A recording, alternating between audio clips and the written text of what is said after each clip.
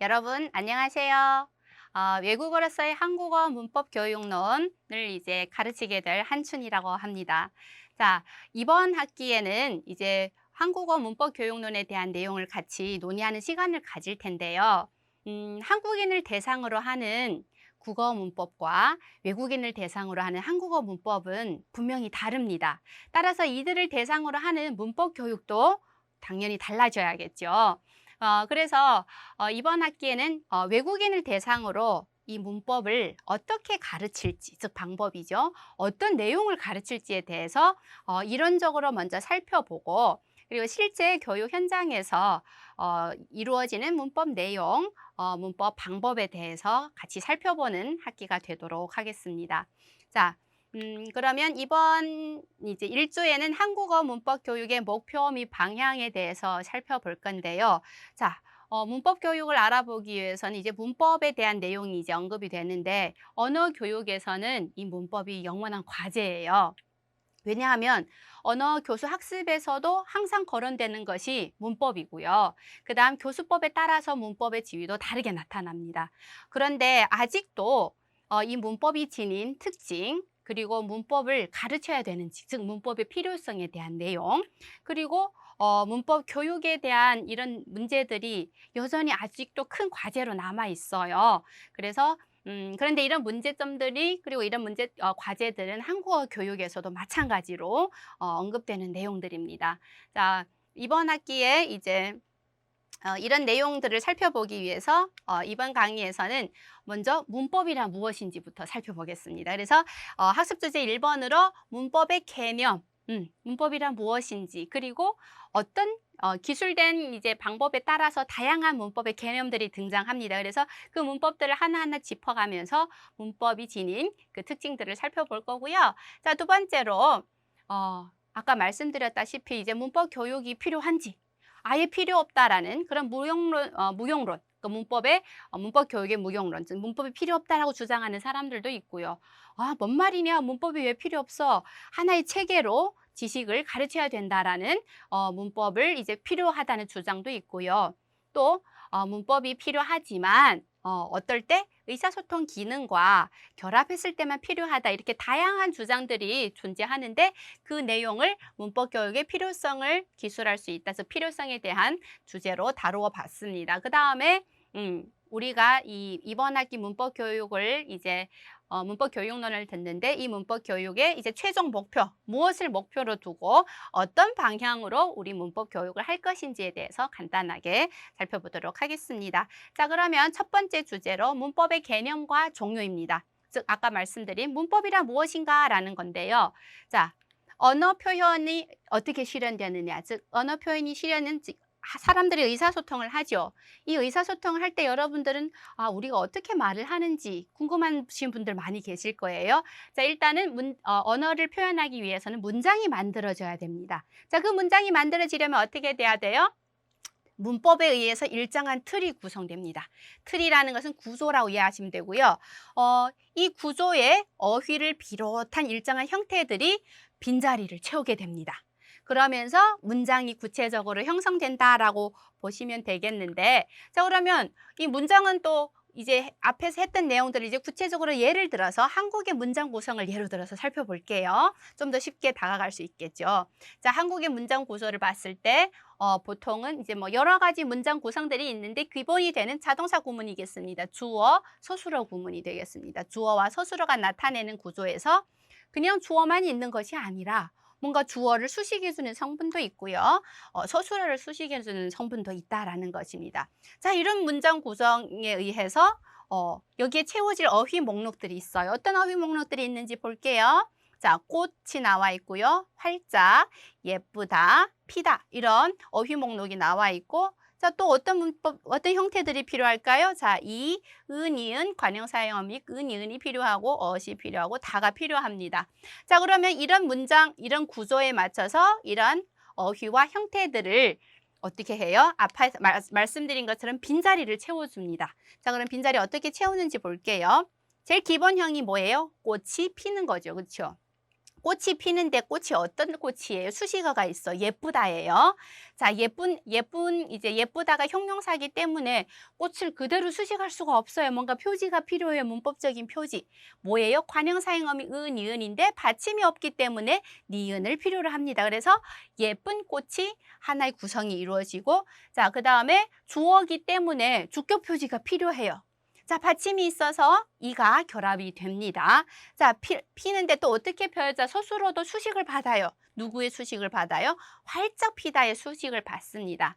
자, 이렇게 되면 여기까지가 예쁜 꽃이 활짝 피었는데 지금 피고 있는지, 이미 핀 건지, 아니면 필 예정인지를 알 수가 없어요. 그렇죠? 그 외에 이제 이 부분을 명제 성분이라고 하는데, 명제 성분의 뒤에 여러 가지 다시 문법적인 정보들이 붙어요. 이런 정보에 어시, 이미 피었다라는 과거 시제가 결합이 되고요. 그 다음에 피은 다음에 문장을 종결하기 위한 종결어미가 결합됩니다. 이렇게 문장 구조에 맞춰서 우리가 관련된 어휘와 문법 형태들을 채워주면 완전한 문장을 만들어 구성할 수가 있다라는 것입니다. 자, 그러면 이제 구체적으로 보면 이제 우리가 필요한 문장 성분, 이제 어휘 목록들이 예쁘다, 꽃, 활짝 피다, 수식어, 그 다음에 주어, 수식어, 서술어 구성으로 이루어졌습니다. 그래서 1A는 단순히 이제 기본적인 순서, 즉 어순에 의해서 나열한 것이고, 자, 1B는 보세요. 예쁜 꽃이 활짝 피었다. 여기 어휘에다가 뭐예요? 필요한 문법 정보들을 결합한 형태입니다. 자, 그러면 보시면 어휘 목록은 주어진 일정한 순서, 즉 어순이겠죠. 한국어의 어순이 주술 관계죠. 따라 배열이 됐고요. 자, 문법 형태는 자, 어휘가 배열될 때 어휘가 문장 안에서 어떻게 기능하는지에 따라서 특정한 문법 형태가 결합됩니다. 그래서 형용사가 명사를 수식하려고 하니까 그냥 수식은 안 돼요. 한국어에서는 뭔가 표지가 있어야 돼요. 관형사형 어미가 결합이 돼야 되고요. 주어적인 역할을 하기 위해서는 뭐가 필요해요? 이가 필요합니다. 그 다음에 이미 피었다라는 이 현실 세계를 반영하기 위해서는 과거 시제 어시 결합돼야 되고요. 문장을 종결하기 위해서는 종결어미 다가 결합됩니다. 이렇게 배열될 때 그냥 막 결합되는 것이 아니라 뭔가 규칙에 의해서 결합된다라는 얘기입니다. 자, 그러면 자, 계속해서 내용이 반복되죠. 자, 이렇게 결합이 되는데 우리가 아까 말씀드린 것처럼 여기는 이제 명제적인 성분이라고 해서 사람으로 비유했을 때 이제 몸이다라는 뜻이에요. 1A 같은 경우 우리 몸뚱아리예요, 그냥. 그런데 현실 세계에 우리가 나가려면 맨몸으로 나갈 수 없죠. 그렇죠? 그러면 뭘 해야 돼요? 옷을 입혀줘야 됩니다. 그 옷을 입어주는 상태가 뒤에 이제 붙는 문법적인 형태들이 되겠습니다. 이미 입었다면 빨간색 아니면 필 예정이다 하면 어떻게 노란색 이렇게 여러 가지 표지들이 다르게 보인다라는 것이 이런 문법적인 형태를 통해서 현실 세계를 보여준다라고 이해를 하시면 되겠습니다. 여기는 명제 성분, 여기는 양태 성분. 자, 그다음 보겠습니다. 그러면 이런 문장 구성의 예를 통해서 문법을 어떻게 정의 내릴 수 있을까요? 자, 문법이란 하나의 문장을 형성할 때 그에 참여하는 어휘들이 어떤 원리와 규칙에 따라서 배열됩니다. 그리고 그에 첨가되는 문법 형태들은 어떤 기능을 하는지에 다루는 것이 곧 문법인데요. 자, 우리가 예를 들어서 어휘나 형태들이 원리와 규칙을 따르지 않는다라고 생각해 보세요. 그러면 어떻게 만들 수도 있어요? 아까 위로 다시 올라가서 예쁘다, 꽃, 활짝 피다를 어떻게 만들 수가 있어요? 예쁘이, 꽃, 니은, 활짝, 핀, 이렇게도 만들 수 있다라는 거죠. 그렇게 되면 완전한 문법적인 문장이 될 수가 없어요. 그래서 어쨌든 그냥 어휘들이 빈자리에 들어가는 것이 아니라 어떤 원리와 규칙에 따라서 배열이 돼요. 그리고 형태들도 자, 마찬가지로 다시 앞에 가서 자, 여기에서 주격조사가 형용사 뒤에 예쁘이, 그 다음에 꽃, 자, 명사 뒤에 주어 뒤에 이런 것들이 함부로 결합을 할 수가 없어요. 왜냐하면 규칙이 있기 때문이죠. 그래서 어떤 기능, 이는 주격조사 이는 주어인 표지 뒤에 명사 뒤에 붙어서 주격의 기능을 하고 은 전제 명제 성분에 붙어서 지금 시간적으로 현실 세계와 어떻게 관련진다 이미 끝난 일이다라는 것을 보여준다라는 거죠. 그래서 문법 형태들이 어떤 기능을 하는지에 대해서 다루는 것이 곧 문법이다라는 것입니다. 자, 그런데 이 문법은 양면적인 속성을 지니고 있어요. 어떤 양면적? 보시면 자, 첫 번째로 구조 형성의 규칙. 아까 말씀드린 어휘와 이런 문법 형태들이 원리와 규칙에 의해서 배열되고 기능이 달라진다라는 거죠. 그리고 이런 구조 형성의 규칙 외에도 또 중요한 것은 구성 요소의 사용 양상입니다. 우리가 문장을 만들어 이제 제일 기본적인 의사소통할 때 제일 기본이 되는 것이 뭐예요? 문장이죠. 그렇죠? 그럼 이 문장을 만드는 목적이 뭐예요? 의사소통을 하기 위해서입니다. 그래서 사용이 중요하게 또 언급이 되고 있습니다. 그래서 문법이라는 것은 이제 어떤 속성 같이 볼게요. 문장의 구조를 이루는 원리와 규칙, 그리고 자, 언어 사용의 일정한 원리와 규칙으로 해석이 된다라는 것입니다. 자, 우리가 이제 일반적으로 한국어가 아닌 다른 시각으로 문법을 봤을 때는 구조 형성의 규칙에 많이 포커스가 맞춰지는데요. 한국어 교육에서는 학습자들의 최종 목표가 의사소통을 해야 되기 때문에 구조 형성의 규칙도 알아야 되지만 사용 양상도 굉장히 중요하게 다루어지고 있다는 것이 다른 교육과는 조금 다른 차원이 아닐까라는 생각을 해봐야 됩니다. 자, 그래서 이 내용을 다시 풀어서 쓰면 언어 교육에서는 일반화된 지식을 습득하다. 일반화된 지식이 이제 구조 형성의 규칙, 이런 규칙을 얘기하는 거죠.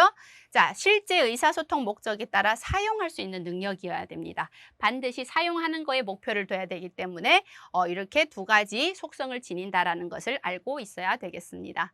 자, 그래서 문법의 개념에 이제 비추어서 보면 한국어 교육을 할 때에는 구조적인 지식을 반드시 교육해야 되겠지만 사용에 대해서도 사용과 관련된 지식도 전달해야 된다는 것 잊지 마셔야 됩니다. 자, 이 다음에 이제 문법을 보시면 굉장히 다양한 문법들이 등장을 해요. 그러면 그 종류에 대해서 우리 하나하나 일단 짚어보고 이해하는 시간을 가져보겠습니다. 자, 첫 번째 보편 문법. 과 이제 개별 문법이 등장하는데요. 자, 이 보편 문법이라는 것은 이제 촘스키에 의해서 만들어지고 발전된 문법인데요. 인간이 이제 선천적으로 문법을 가지고 태어났다라는 거예요. 그리고 머릿속에 내재되어 있어서 모든 언어에 공통적으로 존재하는 것. 한국어만 있는 것이 아니라 전 세계 언어의 공통적인 원리와 규칙들로 이루어졌다라는 것이 보편 문법의 기본 핵심이고요. 그리고 이 언어 능력이라고 했는데 이 언어 능력은 이제 우리가 말하는 능력, 움직이는 능력이 있듯이 사람이 지닌 실제적인 능력이라고 보시면 돼요. 그래서 언어 능력을 어떻게 규정하느냐? 우리가 말을 할 때 규칙적인 유한한 규칙은 굉장히 적어요. 많지가 않아요. 촘스키가 보편 문법에서 말하는 원리와 규칙은 7개에서 9개 정도밖에 안 됩니다. 그래서 유한한 규칙으로 무한한 문장을 생성해낼 수가 있다는 거죠. 우리가 문장을 이렇게 자연스럽게 만들어내는 것도 실은 규칙 속에서 만들어진다는 것이 이 주장의 내용이고요. 그 다음에 문법적인 능력, 비문법적인 문장에 대한 판단 능력이 있습니다. 예를 들어서 어떤 모국어 화자에게 그 나라 언어의 내용을 주면서 문장이 정확한 문장일까요? 아니면 비문일까요? 어색할까요? 라는 걸 얘기했을 때 제가 들었을 때는 어색해요. 맞는 문장이에요를 판단할 수가 있어요. 그 다음에 세 번째는 경험한 적이 없는 문법적인 문장을 생성해내는 것입니다. 이건 이제 언어 습득에서 이제 많이 나오는 건데 아이들이 경험해 본 적 없는 문장인데 스스럼 없이 아주 잘 말을 해요. 그런 것들에 대해서 이 인간이 선천적으로 태어날 때부터 지니고 있는 언어 능력이라고 얘기하고 있고요. 이 내용을 보편 문법이라고 우리는 이제 부르고 있습니다. 자, 그럼 이와 대비되는 개념으로 개별 문법이 있습니다. 자, 그러면 보편 문법은 모든 언어에 공통적으로 존재하는 내용이죠. 하지만 우리가 한국어를 하는 사람이 중국어를 하는 사람과 의사소통을 할 때 문제가 생기죠. 다르기 때문이죠. 그렇죠? 그렇게 각 언어마다 구체적으로 실현될 때 차이를 보여요. 이러한 특징을 포함한 각 개별 언어에 내재하여 있는 그런 고유한 질서를 우리는 개별 문법이라고 합니다. 그 예로 한국이면 한국어에 대한 한국어 문법이 있고요. 중국어면 중국어 문법, 영어면 영어 문법, 러시아에서 이제 태어난 사람은 러시아 문법 등등에 대해서 이제 개별적으로 차이를 보이는 문법도 있다라는 것이 개별 문법의 내용이 되겠고요. 자, 세 번째로 보시면 세 번째 규범 문법이다라는 건데요. 자, 이제 언어 생활에 있어서 규칙을 설정하고 우리가 이제 약속이죠. 사회적인 약속이라고 보시면 돼요. 그것을 지키도록 명령하는 문법. 그리고 이것은 강제성을 지닙니다. 규범이라는 것이 뭐예요? 뭔가 지켜야 된다라는 거죠. 그래서 일정한 기준을 설정하고 거기에 따라서 뭐 맞다 틀리다 옳고 그름을 규율하기 때문에 좀 비난을 받기도 하지만 이런 약속이 없으면 어때요? 언어들이 중구난방 규칙이 없어지겠죠. 규율이 없어지는 겁니다. 그래서 청소년이나 외국인에게 국어를 가르치는 경우는 매우 유익하다라고 얘기를 해주고 있습니다. 그리고 학교 교육에 사용되는 학교 문법, 학교 교육이 규범 문법이 사용되는데요. 그래서 학교 문법이다라고 얘기를 하고 있습니다. 이와 관련된 문법서는 표준국어 문법론이 있죠. 그건 다 이제 규범적인 성격이 아주 강한 교육 과정에서 그렇게 정한 내용을 가르치고 있습니다.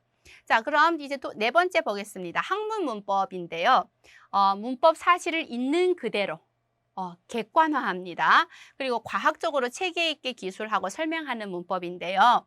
언어의 과학적 연구에 쓰이고 규범 문법과 대립됩니다. 그러니까 규범 문법은 누군가 이제 권위 있는 사람의 의견이 주를 이루게 되는데요.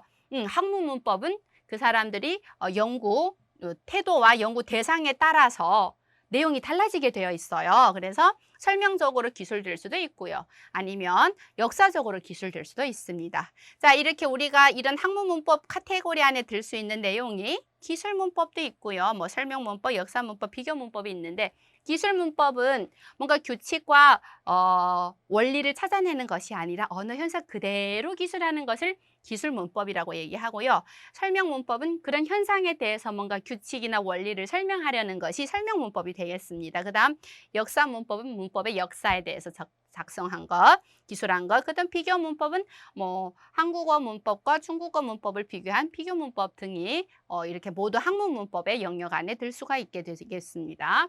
자, 그다음에 보시면 교육 문법인데요.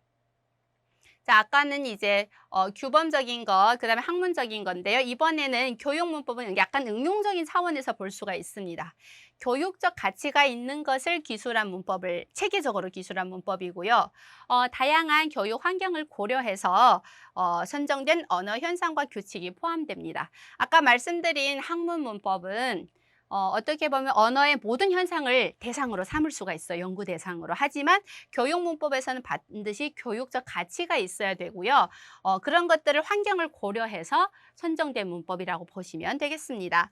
그리고 각 요소의 가치는 교육적 효과가 얼마나 크냐에 따라서 결정된다라는 것입니다. 그래서 모든 언어 현상을 교육할 수는 없고요. 교육적 가치가 있는 것을 기준으로 문법을 이제 선정한다라고 이해하시면 될 것 같습니다. 자, 그다음에 교육 문법을 우리는 다시 또 학교 문법과 외국어로서의 한국어 문법으로 나누어 볼 수가 있습니다. 즉 학교 문법이라는 것은 뭐 국어 문법이죠, 그렇죠?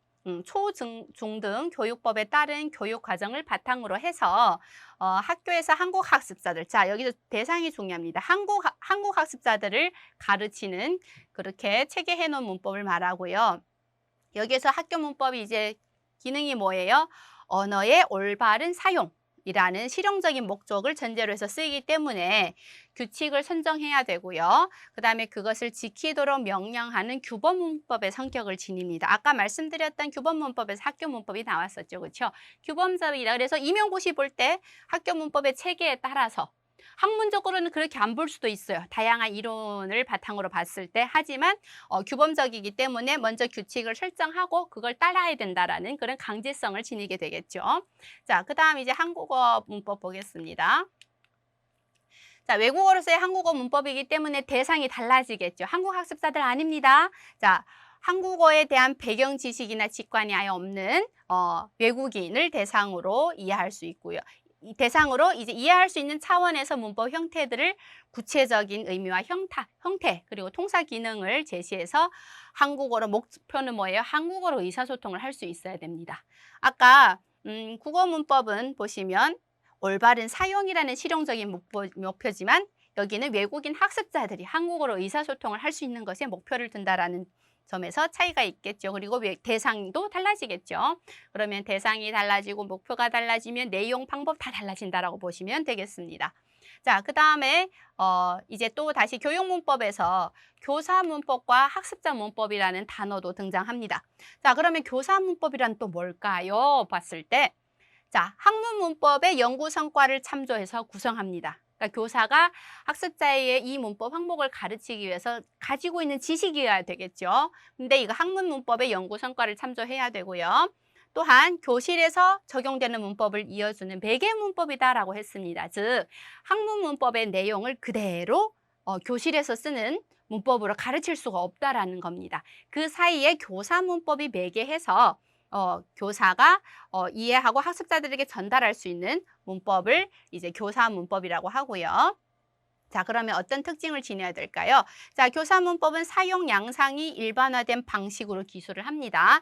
하지만 이 문법은 교실에서 적용될 수 있도록 교수문법이나 학습자문법으로 조정 기술돼야 된다라는 건데요. 또 물론 이제 학문문법의 내용을 그대로 교실에서 쓸 수도 없지만 교수문법, 교사가 참고하는 교사 문법도 그대로 교실에서는 쓸 수가 없습니다. 교사가 참고하지만 그걸 다시 학습자가 쓸 수 있는 학습자 문법으로 바꿔줘야 된다라는 얘기입니다. 그러면 학습자 문법이 지닌 특징 보겠습니다. 학습자 문법은 우리가 그냥 문법 국어 교육을 가르치지 지식을 전달하는 것이 아니고요. 실제적인 사용 상황을 통해서 제시되어야 됩니다. 즉, 문법은 하나의 도구일 뿐이에요. 이 도구를 통해서 이 도구를 어떻게 알려줘야 되냐? 그냥 전달하는 것이 아니라 실제적으로 언제 이런 문법을 쓰는지 그 상황을 통해서 제시되는 것이 중요하다라는 얘기고요. 자, 그다음 제시되는 상황은 특정 언어 형식이 사용되는 가장 전형적인 것이어야 됩니다. 자, 음연이라는 그 상황, 예를 들면 목표 문법 음연이 있어요. 자, 음연은 조건이나 가정을 얘기합니다. 그러면 이런 것을 이제 제시하기 위한 상황이 어떤 것이 전형적일까라는 그런 고민을 해봐야 되고요.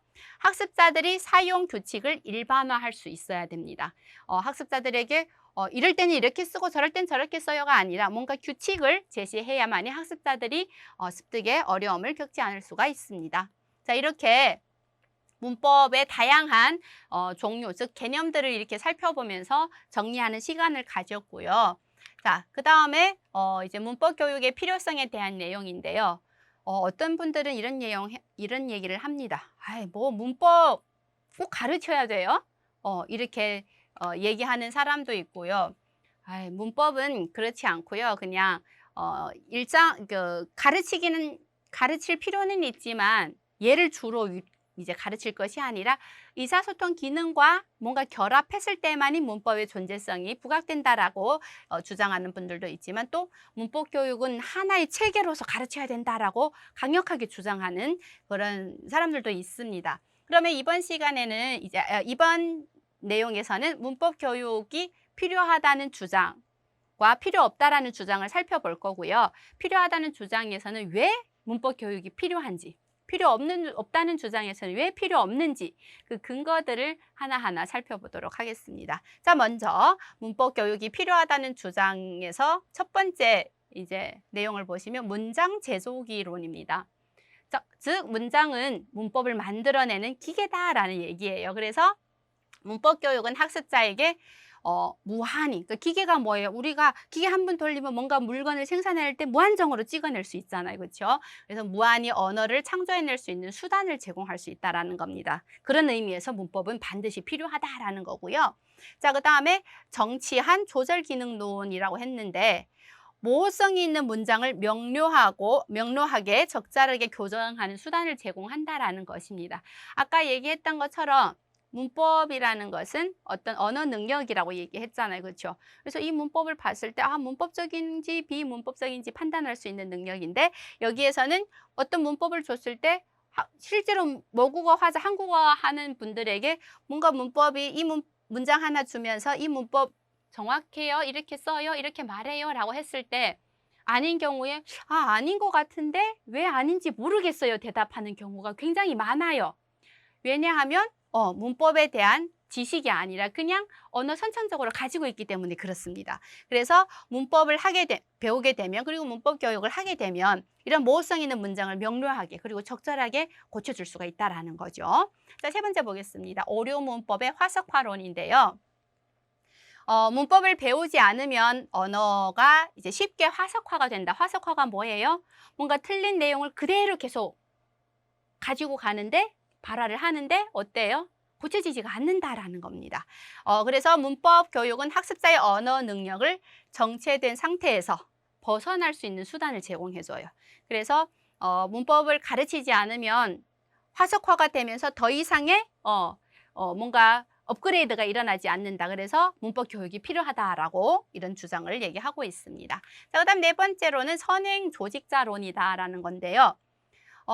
문법 교육이 그냥 지나칠 수 있는 문법 항목을 주목하게 해서 언어 습득을 위해서 일종의 선행 조직을 하는다라는 건데요. 그냥 예를 들어서 이제 뒤에서 문법이 필요 없다라고 주장하는 사람들이 그냥 의사소통 환경에 처해지게 되면 자연적으로 언어를 습득하게 된다라는 그런 내용이 있는데 자연적으로 습득하게 입력을 이제 자연적인 입력을 넣었을 때 학습자들이 놓치는 것이 있는데 그것이 결국은 문법 화석화까지 이루어진다라는 겁니다. 그래서 이런 것들을 선행 조직자론으로 이제 정리를 할 수 있고요. 그럼 선행 조직자는 뭐냐라고 했을 때 교사가 학습자에게 제공하는 새로 학습할 과제에 관한 여러 가지 정보가 포함된 학습 자료.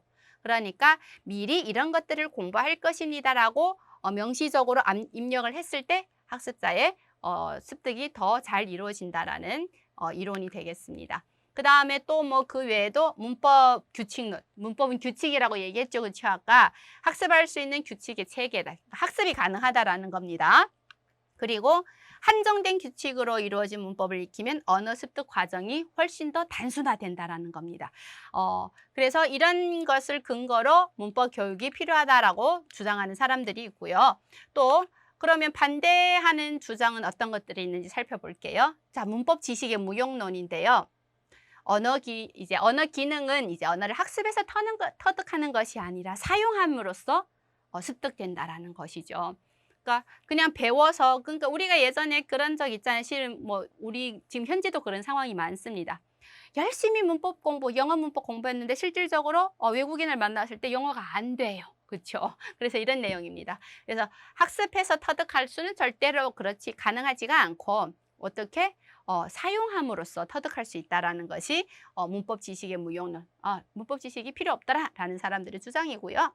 그다음에 의사소통론 보겠습니다. 아까 언어를 사용함으로써 습득된다라고 했죠. 그러면 사용한다라는 것은 어떻게 의사소통에 참여시키는 것을 얘기하고 있습니다. 그래서 문법이 무의식적으로 습득되기 때문에 문법 학습 시간을 문법을 학습하게 되면 그것을 시간 낭비로 본다라는 것입니다. 뭐 같은 맥락에서 나온 거라고 이해하시면 될 것 같고요. 그 다음에 어휘뭉치론이라고 얘기하고 있는데요.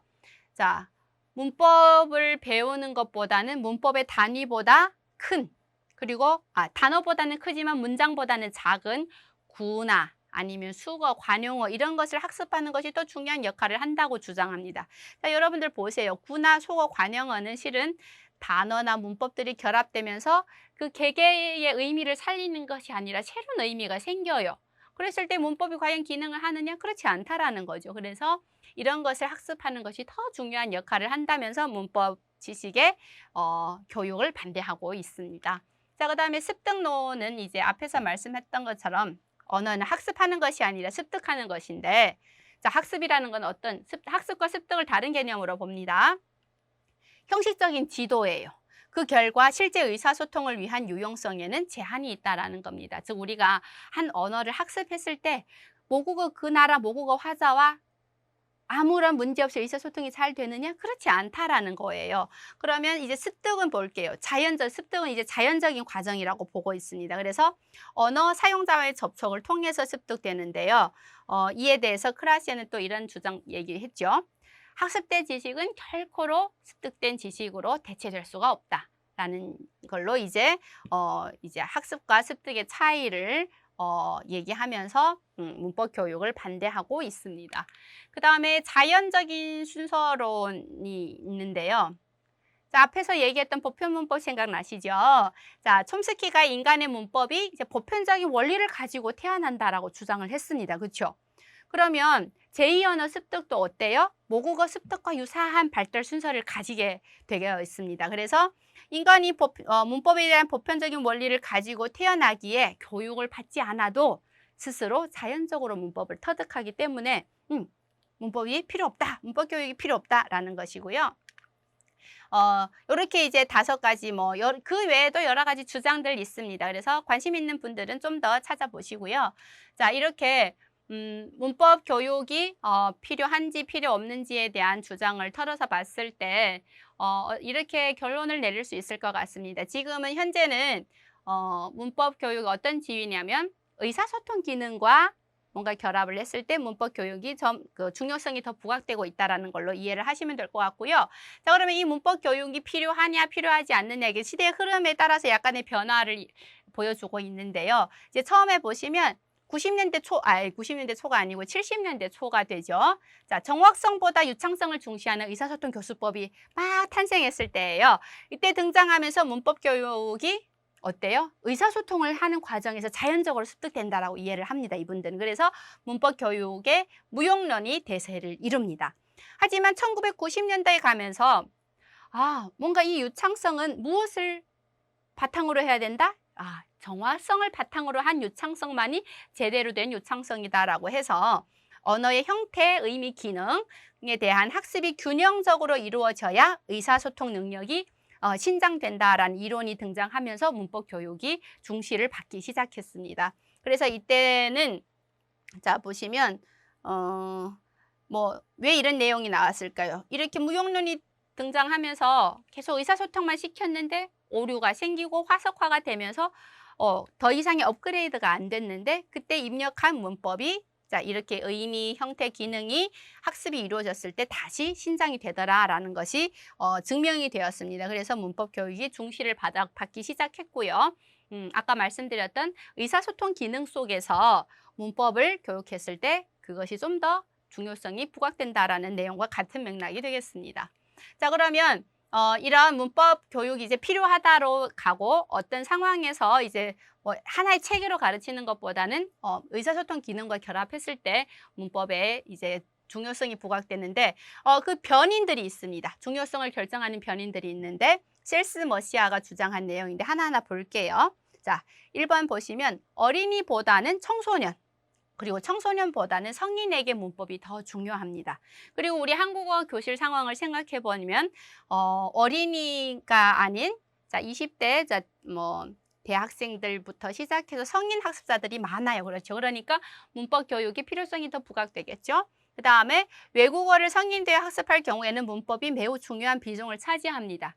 규칙적인 거기 때문에 규칙을 통해서 뭔가를 활용하는 능력이 늘어나겠죠. 성인은 더 그런 능력이 더 강하죠. 자, 그 다음에 3번 보시면 외국어를 배울 때 등급이 낮을수록 문법이 더 중요하게 작용한다라고 했습니다. 자, 우리 지금 한국어 교육의 학습자 비율을 살펴봤을 때 대부분 이제 초급, 중급이 이제 대부분의 학습자들로 구성이 되고요. 고급은 많지가 않습니다. 그래 없다는 얘기는 아니고요.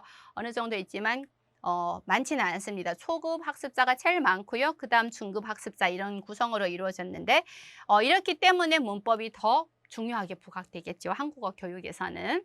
자, 그 다음에 잠시만요. 자, 그다음 이제 그렇게 돼서 이런 걸 바탕으로 해서 문법이 왜 필요한지를 설명하려면 이제 문법 지식을 갖추고 있어야만이 의미를 정확하게 표현할 수 있습니다. 즉 유창성은 반드시 정확성을 바탕으로 해야 된다라는 점 잊지 마시고요. 자, 그다음에 문법 지식을 충분히 갖고 있어야 언어를 창조적으로 사용할 수 있습니다. 자, 문법이란 뭐였어요? 유한한 규칙으로 무한한 문장을 생성해낼 수 있잖아요. 그렇죠? 그래서 창조적으로 사용할 수 있습니다. 입력된 걸로 바탕으로 하면 그것밖에 산출하지 못하고 그런 문제가 있다라는 거죠. 자, 그다음 3번째 보시면 외국인 학습자의 경우 문법 지식을 갖추고 있어야만 다양한 상황에서 언어를 사용하면서 의사소통 능력이 향상될 수 있습니다. 그래서 의사소통 능력을 증진시키기 위해서는, 신장시키기 위해서는 반드시 무엇이 필요하다? 문법 교육이 필요하고 화석화를 막을 수가 있습니다. 자, 그 다음에 이제 그럼 우리가 문법 교육이 필요하다라고 이제 결론을 내렸어요. 그렇죠? 그러면 문법 교육의 그럼 한국어 문법 교육의 목표는 무엇이고 어떤 방향으로 이루어져야 할 것인지 자, 세 번째 내용에서 살펴보도록 하겠습니다. 자, 먼저 문법 교육의 목표를 살펴보기 위해서는 외국어 교육, 즉 문법은 이제 외국어 교육의 한 파트가 되겠죠. 그렇죠? 그러면 문법 교육이 이제 어떤 목표를 알기 위해서는 그 상위의 개념인 외국어 교육의 목표를 한번 살펴볼게요. 뭐 여러 가지 이제 외국어 교육은 교육자, 학습자, 문화, 환경 뭐 등등에 따라서 목표가 달리 설정되지만 기본적으로 크게 5가지로 볼 수 있습니다. 첫 번째로 의사소통을 위한 목표가 되겠고요. 두 번째로 사회 문화적인 목표가 있을 수가 있습니다. 그 다음에 학습 방법을 배우려는 목표, 또 뭐 언어 문화적 인식을 넓히려는 목표, 지식으로서의 목표. 즉 단순히 그냥 언어 지식을 공부하기 위해서 한국어를 공부하는 그런 목표도 있다라는 겁니다. 한국어가 아니고 언어 교육이 그렇다라는 거죠. 그리고 한국어 교육도 보시면 크게 이제 여러 가지 중에서 의사소통의 목표를 제일 기본적으로 많이 보이고요. 그 다음에 지식 축적의 목표, 이 지식을 축적하려는 것을 목표로 한국어를 배우는 사람도 있고요. 사회문화적인 목표, 한국 사회에 대한 한국 문화에 대한 이해를 목표로 하고 이제 한국어 교육을 받는 사람들이 있는데요. 어찌 됐든 간에 여기 이제 다양한 목표 중에서 오직 의사소통을 위한 목표만이 교육 대상이나 환경에 관계없이 가장 기본적이고 중요한 목표로 인식이 된다라는 겁니다. 즉 외국어 교육의 목표는 뭐라고요? 자, 의사소통을 위한 것이다 라는 것입니다. 자, 그러면 이제 문법 교육의 목표 보겠습니다. 즉 외국어 교육에서의 문법 교육의 목표는 자, 문법을 생성하고 일단 만들어내야겠죠. 규칙을 통해서 무한정으로 문장을 만들어내고 또 오류 화석화를 방지하기 위해서 오류 수정 능력도 길러줍니다. 이것이 문법 교육이 필요한 이유고요. 자, 그 다음에 두 번째는 언어를 자동적으로 사용할 수 있는 능력, 또 세 번째는 정확하고 효율적인 언어 사용 능력이 언어 기능 능력을 도와주는, 길러주는 데 도움이 된다라는 건데요. 결론적으로 정리하면 이렇게 됩니다. 문법 교육은 문법 이해를 통해서, 그러니까 이해가 뭐예요? 규칙, 원리들을 이해하는 거죠. 이것을 통해서 목표로 정확하게 유창하게 의사소통하는 데 최종 목표를 둔다라는 겁니다. 자, 보세요. 자, 결국에는 이것이 뭐예요? 문법에 대한 이해죠. 그렇죠? 그 다음에 목표로 의사소통, 사용할 수 있는 능력, 사용 능력, 기능 능력. 결국은 자, 규칙을 통해서 뭐예요? 정확하게 의사소통하는 데 최종 목표를 둔다라는 것입니다. 자, 이번에는 그러면 한국어 문법 교육의 목표를 살펴보겠습니다. 마찬가지로 한국어 문법 교육의 목표를 보기 위해서는 그 상위 개념인 한국어 교육의 목표를 보시겠습니다. 자, 한국어 교육의 목표에서는 대상이 있습니다. 대상은 외국인 또는 재외동포라고 나와 있고요. 대상으로 한국어 의사소통 능력을 기르며 아까 최종 목표가 뭐여서 언어 교육에서 의사소통 능력을 기르는 거죠. 그 다음에 한국 사회와 문화를 이해할 수 있도록 한다. 하나가 조금 더 사회 문화적인 목표가 추가되었다라고 보시면 되겠습니다. 대상은 외국인 또는 재외동포, 최종 목표는 한국어 의사소통 능력, 그 외에 한국 사회와 문화적인 목표도 포함되어 있습니다. 자, 그러면 여기에서 문법 교육이 어떤 목표를 지녀야 하는지 보시면 이렇게 정리할 수가 있습니다. 마찬가지로 뭐예요? 형태, 의미. 앞에서 이제 구조적인 내용이 형태와 의미 뿐만 아니라 사용에 필요한 정보를 파악해야 됩니다. 그래서 형태도 알고 있어야 되고 의미도 알고 있어야 되고 기능도 알고 있어야 된다는 얘기고요. 자, 그 다음에 이번에는 문장에 대해서 보겠습니다. 단위가 이제 조금 더 커졌죠. 문장 구성에 대해서 이해하고 문장을 생성하는 능력이 있어야 되고요. 자, 부적절한 문장을 올바른 문장으로 교정하는 능력을 길러야 됩니다. 자, 여기까지는 뭐예요? 자, 언어 자체에 지닌 그 구조적인 부분에 대한 내용이고요. 그 다음에 사용에서 보시면 의사소통 상황에 맞게 정확하고 알맞게 표현하는 능력입니다. 즉 여기에서는 구조적인 내용, 양면적인 속성 그대로 지닙니다. 구조적인 내용, 여기는 뭐예요? 사용과 관련된 내용. 그래서 두 가지가 다 포함되어 있고요. 결론적으로 정리하면 한국어 문법 교육의 목표를 우리는 이렇게 정리를 내릴 수가 있습니다. 외국인 또는 재외동포를 대상으로 자, 상황에 맞게끔 정확하고 유창하게 의사소통을 할 수 있도록 문법을 이해하고 사용하도록 한다가 한국어 교육의 목표가 되겠습니다. 자, 그러면 이런 목표를 가지고 우리가 어떻게 교육의 방향을 정할 것인지를 살펴보겠습니다. 큰 흐름에서 보는 거죠. 자, 보시면 1번은 한국어 문법 교육은 언어 사용 능력 배양에 1차적인 목표를 둡니다. 그리고 그렇기 때문에 교육 내용은 구체적인 문법 사용 단위를 익히는 것이 중요하다. 구체적인 문법 사용 단위를 익혀야 되고요. 자, 두 번째로 문법 내용을 구성할 때는 종합적인 관점에서 언어 사용 단위로 문법 항목을 구성해야 된다라는 건데요. 아까 우리가 봤던 학문 문법이나 학교 문법은 조금 분석적인 차원에서 이루어지고 있습니다. 하지만 한국어 교육에서는 종합적인 관점, 즉 쪼개서 가르치기보다는 하나의 덩어리, 즉 표현, 복합적인 구성들이 의미나 기능을 가지고 있을 때는 합쳐서 종합적으로 가르쳐서 문법 항목으로 구성할 수 있다는 내용이 되겠습니다. 자, 그 다음에 문법 교육 내용은 문장 문법, 담화 구조 내에서 존재하는 문법 지식을 포함하여야 한다라는 건데요. 우리가 알고 있는 문장 문법 이제 뒤에서 나올 내용입니다. 문장과 관련된 그런 문법 지식, 그리고 담화는 이제 문장과 문장들의 연결에 대한 지식이고요.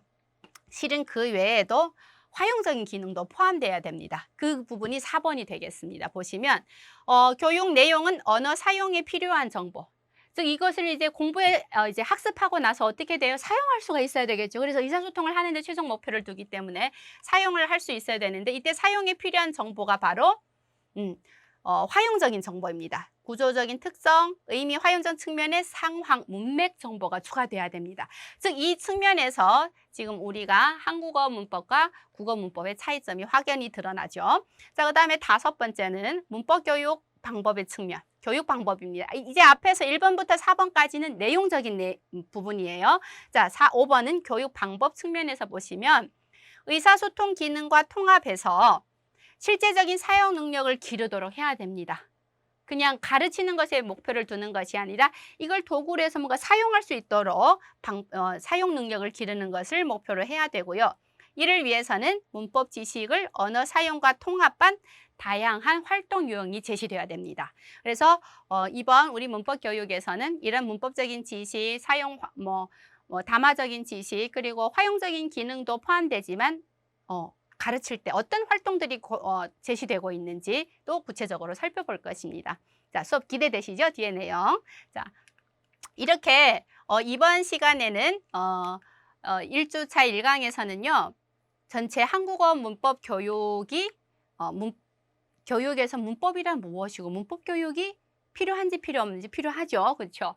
그러면 필요하면 이런 문법 교육의 목표는 어떻게 설정할 것이며 그리고 이 목표를 위해서 어떤 방향으로 즉 내용적인 측면과 방법적인 측면으로 살펴봤습니다. 여기에서 이론적인 부분으로 간단하게 언급했고요. 자, 그 다음부터는 좀 더 구체적으로 내용들을 한번 낱낱이 파헤쳐 보도록 하겠습니다. 이번 강의 마치도록 하겠습니다. 감사합니다.